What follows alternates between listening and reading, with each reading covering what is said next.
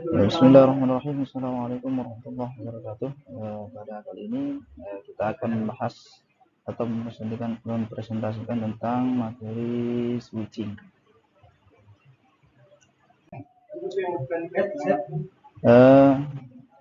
Penjelasan tentang paket switching, pengertian jenis dan perbedaannya. Jadi apa pengertian switching, jenis dan perbedaan switching.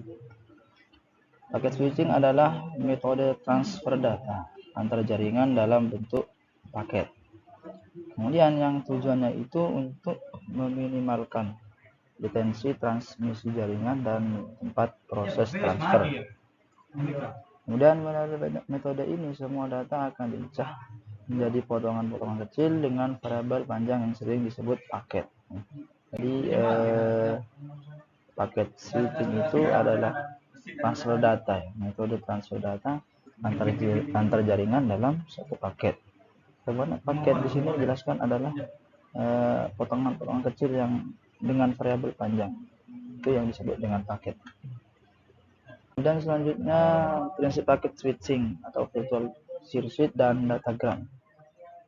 Penggunaan data switching mempunyai keuntungan dibandingkan dengan penggunaan circuit switching, antara lain yang pertama, keuntungannya itu efisiensi jalur lebih besar karena hubungan antar noda dapat menggunakan jalur yang dipakai bersama secara dinamis tergantung banyaknya paket yang dikirim. Kemudian keuntungan yang kedua adalah bisa mengatasi permasalahan data rate yang berbeda antara dua jenis jaringan yang berbeda data rate-nya. Kemudian yang ketiga, saat beban lalu lintas meningkat, pada model circuit switching beberapa pesan yang akan ditransfer dikenai pemblokiran, jadi rawan untuk dikenai pemblokiran. Transmisi baru dapat dilakukan apabila beban lalu lintas mulai menurun.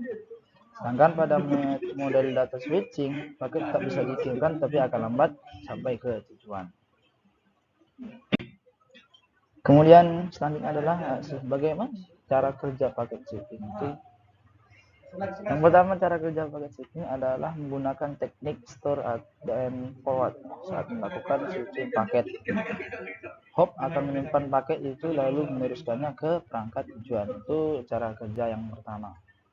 Kemudian yang kedua, cara kerjanya adalah setiap paket berisi alamat sumber dan tujuan yang digunakan untuk melakukan perjalanan secara independen melalui jaringan. Itu cara kerja yang kedua. Kemudian yang ketiga adalah setiap paket dalam teknik paket switching memiliki dua bagian. Jadi setiap paket dalam switching, dalam metode switching itu memiliki dua bagian. Pertama adalah header dan payload. Kemudian jenis paket switching. Jadi jelaskan yang pertama. Sekarang masuk ke bagian jenis paket switching. Yang pertama, jenis paket switching adalah connection oriented switching, ya. Yang mana jenis paket switching yang sering juga disebut dengan virtual circuit switching ini merakit dan memberi nomor paket data saat menerimanya. Kemudian jenis paket switching kedua adalah connectionless switching. Jenis paket switching klasik yang sering juga disebut sebagai datagram paket switching. Ini mencakup beberapa paket masing-masing dirututkan secara individual. Kemudian yang selanjutnya adalah mengenai unsur-unsur routing. Unsur-unsur routing itu yang pertama adalah kriteria kinerja. Ada 4, yaitu jumlah hop, host, delay, dan output. Kemudian yang kedua, dedication time. Yang kedua, paket atau datagram yang tadi, session atau virtual circuit. Kemudian unsur routing yang ketiga, decision piece, yang mana itu ada 3 edge node atau distribusi, kemudian central node terpusat, kemudian originating node. Nah, selanjutnya adalah pembahasan tentang routing. Apa sih routing? Fungsi utama dari jaringan paket switch adalah menerima paket dari stasiun pengirim untuk diteruskan ke stasiun penerima.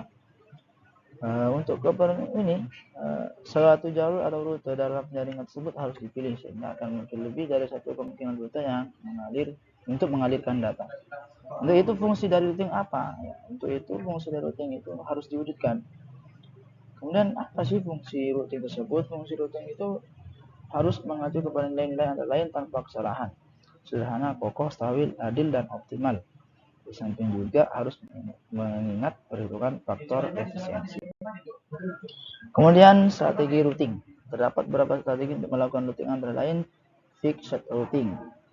Pengertiannya adalah merupakan cara routing yang paling sederhana. Jadi fixed routing itu merupakan cara routing yang paling sederhana.